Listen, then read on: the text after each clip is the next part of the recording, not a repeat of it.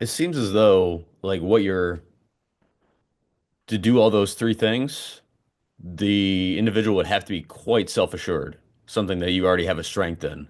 And I guess my question would be, is that like a big part of your role is trying to get them self-assured and on top of the self-awareness? Because if there's levels of insecurity, I think it would be very difficult to actually give up that control, give up that power, and be a little bit more open to these type of practices that actually put the learner at the center.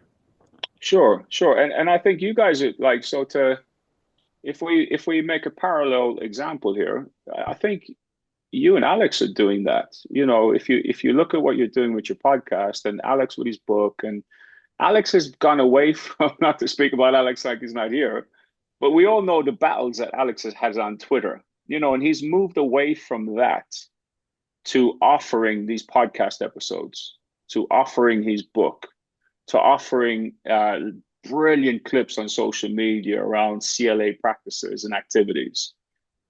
And again, it's about just meet the person where they're at. I would never have if any coach I work with or player, I would never have expectations for them to be a certain thing or be a certain way or be at a certain level. I mean, because if you're measuring progress and the outcome is results based, you're just going to end up you're going to end up failing repeatedly over and over. It's bonkers to hear, and I'm sure I'll get pushback on this, but it's crazy when you hear coaches saying at the pro level, goal is to win. We're here to win. Winning's the only thing that matters. That's great. The 25 teams in that league, 24 of them are going to fail if that's the philosophy. So, in terms of what you said, Alex, sorry, geez, I've just called you Alex. Sorry, buddy. In terms of measuring progress, it is that. Where's step one? And now what have you arrived to 2 months from now, 3 months from now? So a coach who has trepidation around an athlete-centered way of coaching or taking on different means, different methods, it's a gradual journey to get there. It's not a race. So again, there's no pressure with this. And it goes back to, Adam, it goes back to us asking questions more than prescribing answers, facilitating an environment where they can grow and have agency over the speed they grow at. That's not an easy place to go, but that's our approach.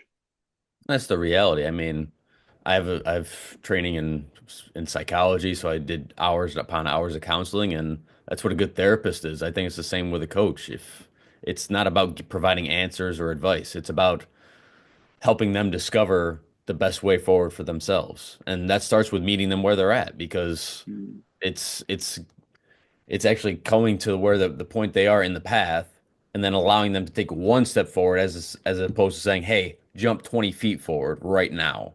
It's just it's providing them a roadmap to success gradually. Yeah, I think there's something around that acceptance with coaching. So if I can just pivot and go there for a little bit, which is very much related to what we're talking about. You know, we set up expectations every year, and I think, you know, the expectations can be a debilitator for growth, success, development, which is i.e. success. And I think the greatest facilitator for growth and development is acceptance. But we're not very good at acceptance, but we're great at setting expectations. And I think that's a space we should shift and change the narrative. And I understand why coaches set expectations, because to have a standard and have a goal to move towards and have a line of what's acceptable, what's acceptable, what's unacceptable. But actually, if you just take it for what it is and say, right, I'm going to accept what's going on in front of me, and now I'm going to follow through with a plan. So, for example, you take an activity, and we'll take a CLA approach. You put a constraint in an activity. Let's just say we're going to work on transition offense, and you reduce the shot clock to 8 second shot clock, or you shrink the court, as Alex would call the human wall, right? Well, actually, if they're not successful in that space, what do? We tell them you got to run faster. We tell them where they have to run, or we go, actually, I'm going to accept what's going on in front of me now. There's a high level of failure rate here. Like there's very little success rate here. I'm going to increase the shot clock from 8 seconds to 14 seconds because I'm accepting that this was overly constrained, and I'm going to adjust it instead of just being frustrated because they're not meeting your expectation. Well, if you get a bit philosophical about this, Adam, people generally become frustrated and upset when their expectations are not met. So effectively, what they're saying is life is unfair. This shouldn't be happening to me. So the locus of control is very external. They start pointing fingers and say, well, it's your fault that this is happening. And think of teammates blaming each other. Whereas, as Dan Abrams will talk about, an internal locus of control means I've got control of the situation. I got choices and decisions I can make that help how I feel here going forward. So I'm in control, but I'm only in control if I accept the reality. And now an acceptance of reality helps you to shape a more effective and efficient plan of action going forward. So that's why I'm saying let's park these expectations. Let's park them. Let's get rid of them. Let's just wipe them out and say to ourselves, right, let me accept what's going on in front of me.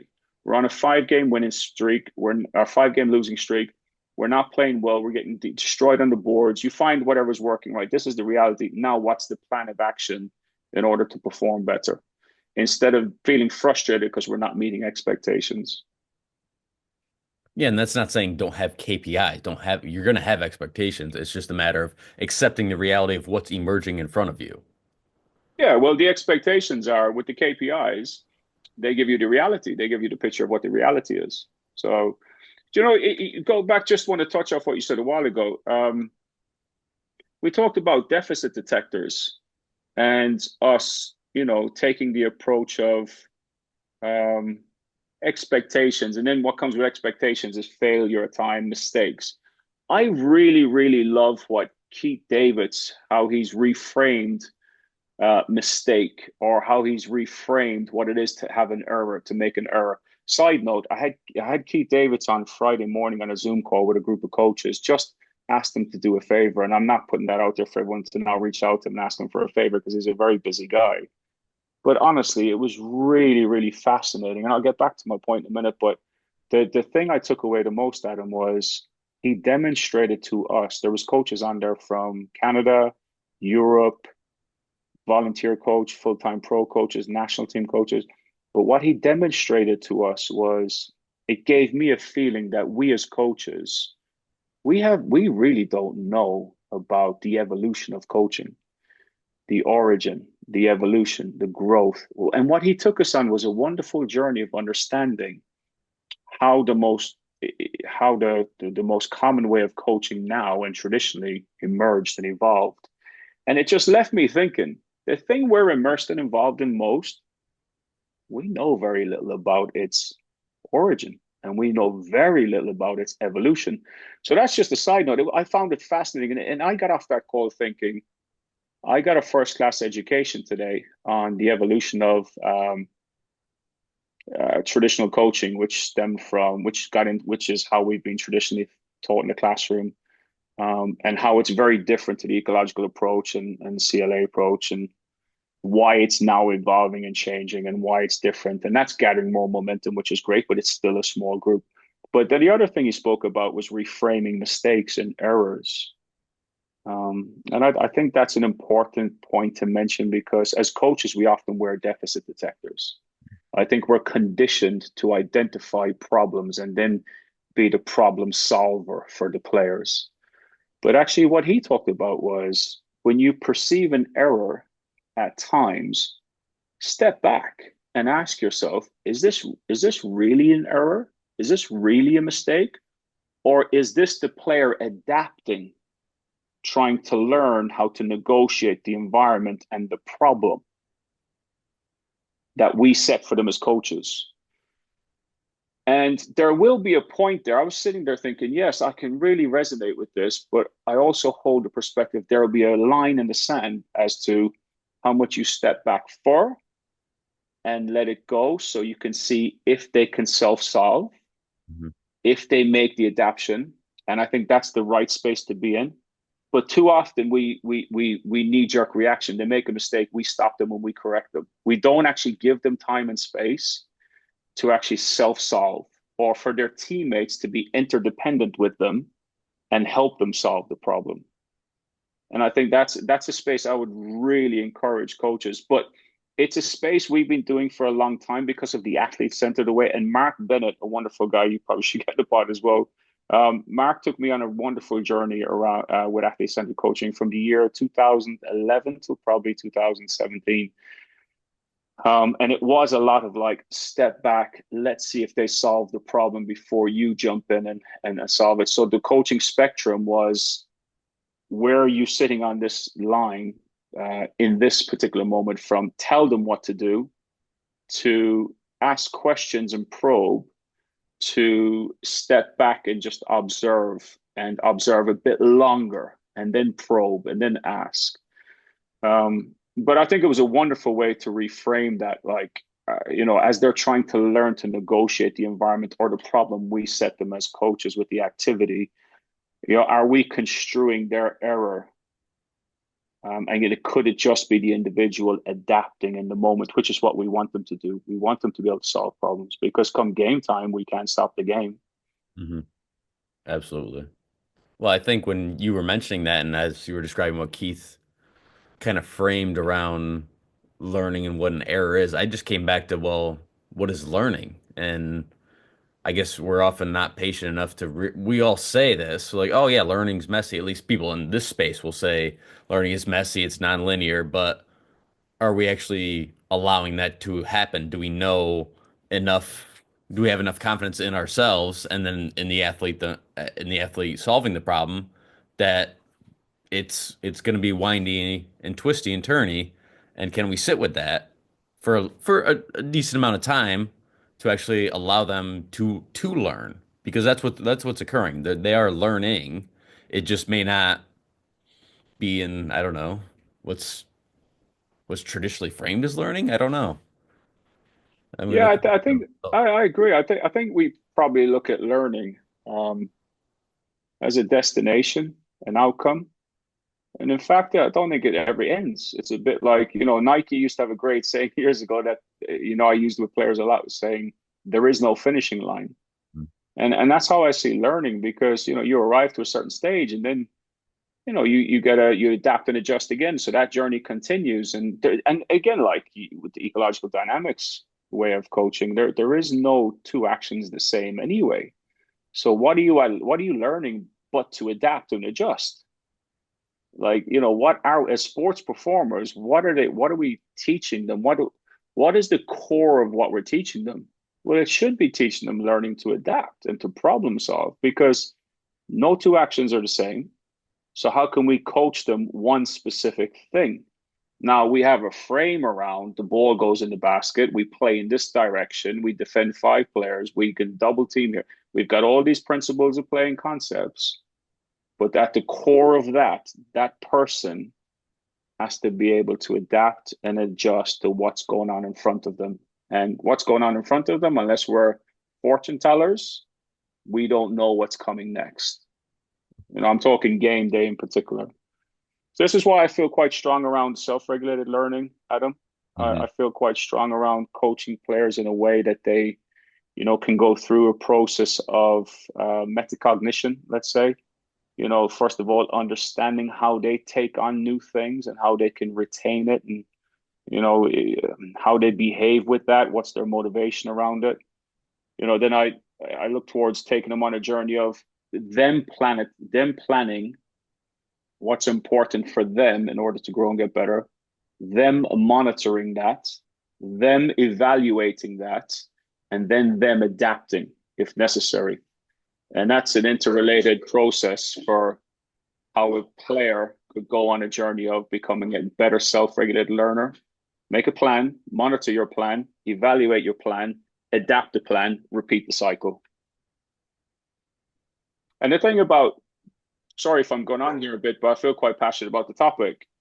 If someone was to ask me what's the benefit, like what would a self-regulated learner be considered as? Well, they're proactive in their own learning. They're strategic about how they go about learning. So they're starting to understand themselves as a learner better.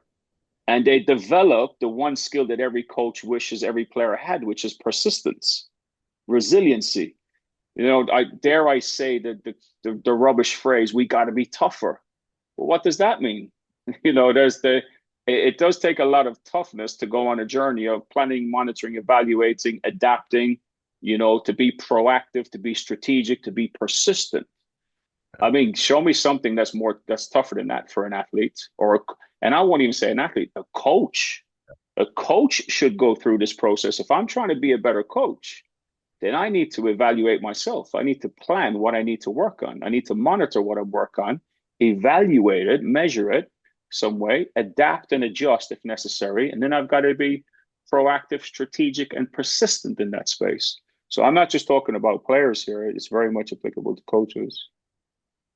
And speaking of, I have to ask you about plan, do, and review. How did that Sure. practice like start for you? Simon spoke about it on the podcast with Alex. It's very much a reflective cycle that we've taken on that's been out there for decades. So it's nothing we didn't come up with that. That's a reflective cycle that's been used in many other domains. But you know what Simon will portray, what he portrayed a lot in Alex, the episode with Alex was coaches are very much caught up in the do phase. Like that's what coaches do. We're just doers. And what we're trying to promote is actually take a step back and go, right, we can do this better if we're more intentional about the plan and the plan involving some important segments, which I'll talk about in a second. But then taking time to do the bit at the end, which we rarely do, which is actually the reflective part. We don't reflect enough as coaches because we spend most of our time doing. Now I've just got one of my own practice plans here from last week. So I'm trying to look at. So in the review part, the first thing I had to review when I was using this cycle was my coaching. So if we just go straight to the review part, because it's the bit least done, I don't have time. Like this could be your own thoughts in the car on the way home, or a voice note to your assistant coaches, or your voice note to somebody that will just listen to them. Because I want to talk about effective reflective reflection in a moment. Um, but if you start by reviewing your own coaching, what was my preparation like? What was my energy like? What was my communication like on a scale of 1 to 5? If you just took some 30 seconds to think about that, then you take the player experience. Did they have fun? Were they making decisions? Was there good communication? Scale of 1 to 5. And now you're into the phases of what was I grateful for? I was grateful tonight that the injured player on the sideline was very, very encouraging and was very supportive of their teammates in action. That's what I was grateful for. And share that gratitude. Like take a picture and share it with the group. And then you're on to forecast. Then you're on to forward thinking about the next session based on what the team learned or where we move on to the next practice. But the review part, which is reflection, it's good to do it, even if it's just with yourself. It's better than not doing it. It's a bit like shooting. Shooting in isolation is better than not shooting, but there's a better way to do it, right? We can agree that. I'm on the right podcast for that topic, I think. So there's a better way to be reflective and review your practices and your games. And that is very, very simply share them with somebody else. Because the moment you do that, you widen your perspective on your reflections. And now so I share mine with Simon all the time and our other assistant coach. And on the national team, we'll share it with those 4 coaches or review of the practice and the games, and then they'll come back with their opinions and thoughts, which could challenge my reflections or add to them. Now I've got more data to think about my reflections, which could lead me to have better thoughts and better ideas. But the plan do review, it's just we wanted to support coaches to be more intentional around planning, reviewing because everybody's doing, let's say, but being intentional. So the plan, just real quick, Adam, sorry to hang on to this too long. It's the plan is more about planning the activities or the purpose or the objectives of the session. On our plan, we've got 3 spaces for connections. Who are the 3 players that you're going to connect with this evening, today or tomorrow, and what is the message you're going to connect on? So, for example, Adam, maybe I've noticed you in practice last night or yesterday, you looked very tired and fatigued and your energy was different.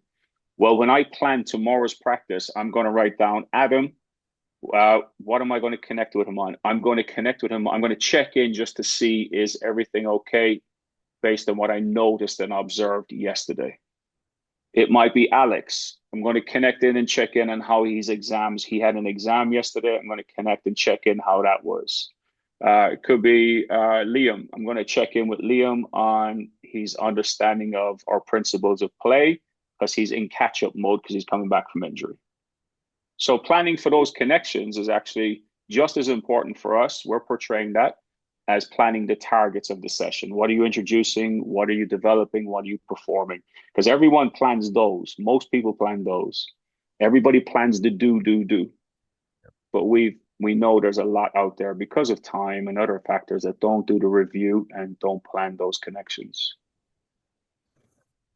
I'm glad you went into depth on the reflection piece because that always hits me because I'll be honest, I don't do that enough. I really don't, and it's the two sections that stood out the most, and I'm curious as to why I what led to those being put in there were the gratitude section and the development section. Yeah, well, the gratitude, I mean, it's about pumping the brakes sometimes as coaches and just, get off the merry-go-round and just remember why you're doing this. Mm. So if you look at the movement model, there's four blocks and then there's three circles. Well, one of the blocks is the who and the why. The top two blocks are the who and the why. The bottom two blocks is the what and the how. So coaching methodologies, the what we could say is traditional tech tactical. The top two, the who and the why, is the players. Who are they? Who are you as a coach? Then I'm going to focus in on the why block. When you express gratitude, you step back and you pump the brakes, and because sometimes it's difficult to come out. I fill out this every single practice. I have a folder, two or three folders in this season already. They're all in there. And it can be difficult sometimes to sit on the train on the way home and go, actually, what am I great? What did I enjoy and appreciate about tonight's session? And I have to reach sometimes. I really have to reach. And there's three lines to fill out, three different ones. I sometimes struggle to write in a third, but those two might be enough for me to just stay connected to my why. Mm. Why I'm coaching this group this year this way.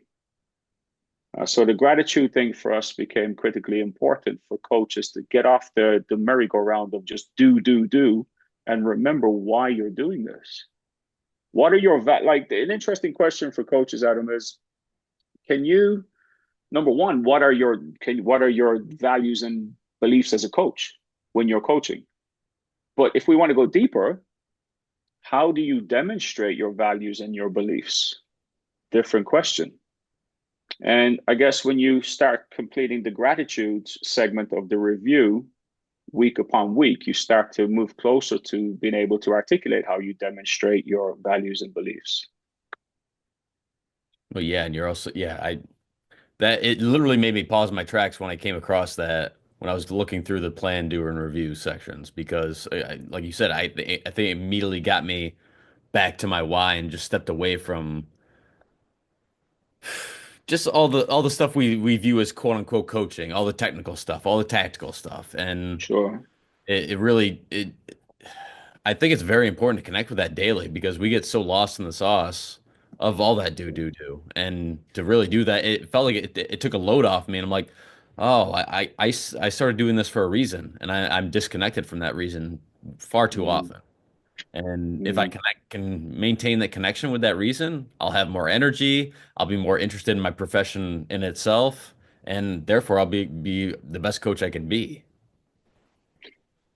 I'm going to draw another parallel here because I'm mindful of transforming being, and it's philosophies and beliefs.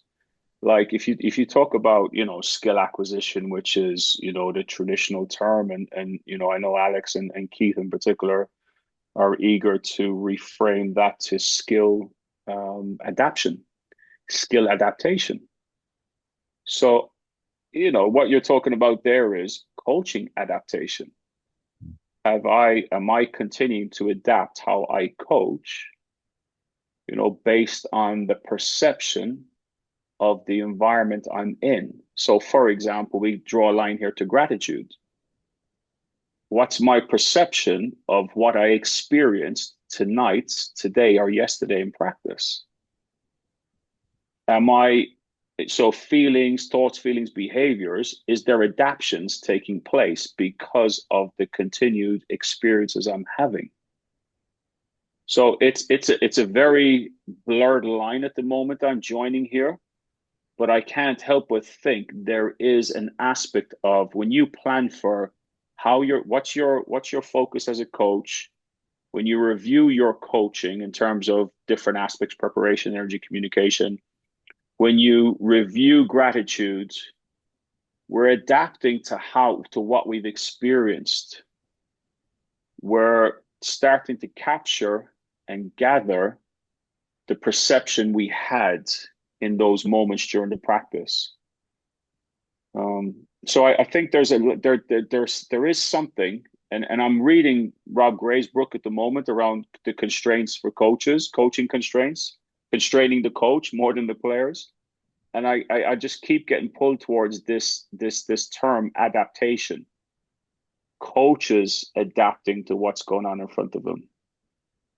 Because the opposite to that is to stay rooted to the plan or the do part of that plan. And I'm just like in a space where I'm not considering how I adapted or how I perceived certain things. I'm just rooted to these drills, activities to meet an outcome that I have decided upon. So I don't know if I've explained it well there, but you can see that I'm caught in a gray area of coaches around adaptation and not just players adapting their skill based on the perception of the information in front of them. Well, yeah, it's no different. It's just I mean, you've hit on multiple times throughout here. It applies to coaches as much as it applies to the players. And what we do after the activity starts is just as important as the intentions and the planning we put into the activity itself.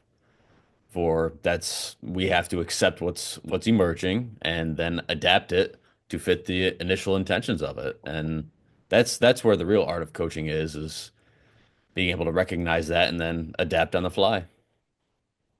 Yeah, I think just again, going back to the plan, the game is no different. So we have a game card, a game version of the plan do review in a game format out there as well. And the first thing you fill out on that, it's just pre. So if we break it down in three sections: pre-game, in-game, post-game. Post-game is your evaluation, your reflections, your review.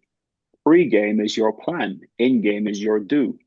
But if you look at the pre-game segment of that, the first thing you have to fill out is about your coaching.